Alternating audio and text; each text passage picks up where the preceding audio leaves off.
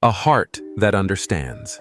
It was a warm spring afternoon in a quiet little town called Brooksville. The sun painted golden light across the streets, and a soft breeze carried the scent of flowers through the air. On the corner of Main Street, there was a small pet shop called Pet Haven. The owner, a kind man named Mr. Bennett, had just put up a sign on the front window that read, "Puppies for sale." Just a few minutes later, the shop bell rang and a young boy walked in. He had messy brown hair, bright eyes, and a shy smile. His name was Lucas. He looked up at Mr. Bennett and asked politely, "Excuse me, sir, how much are you selling the puppies for?" Mr. Bennett smiled and said, "They're between $30 and $50, depending on the puppy." Lucas nodded, then reached into his pocket and pulled out a handful of coins, carefully wrapped in an old piece of cloth. "I have $2.37, he said, holding it out with both hands. "Can I please see the puppies?" Mr. Bennett chuckled softly. "Of course." He gave a whistle, and from the back of the shop, a golden Labrador mother named Lady came running down the hallway.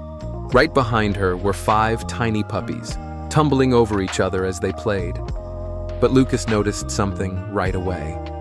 One of the puppies was far behind the rest. It walked slowly, dragging one of its legs, trying hard just to keep up. Lucas pointed and asked, "What's wrong with that puppy?" Mr. Bennett sighed gently. "That little one was born with no hip socket. The vet says he'll always walk with a limp. He'll never be able to run or play like the others."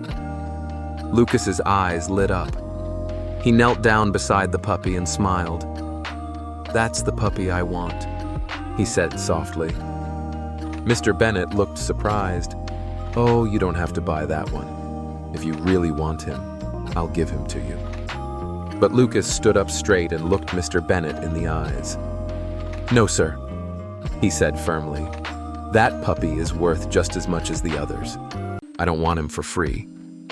He held out his coins again and added, "I'll give you $2.37 now and 50 cents every month until I've paid in full." Mr. Bennett shook his head gently. "Son, you really don't want this puppy. He won't be able to run or jump or play with you like the others." But then, without saying a word, Lucas bent down and rolled up the left leg of his pants. Underneath, a long metal brace ran from his knee to his shoe. He looked up and said quietly, "I don't run very well either, and I think this puppy needs someone who understands." Mr. Bennett was speechless. For a moment, he just looked at the boy, not with pity, but with deep respect. Then he slowly nodded and said, "You're right. You're exactly who this puppy needs." Lucas knelt down again, scooped the puppy gently into his arms, and smiled as the tiny dog licked his face. Years later, the people of Brooksville still remembered the boy and his dog. They walked together every afternoon, side by side, one with a brace, the other with a limp, never in a hurry, but always full of love. Their steps weren't perfect, but their bond was.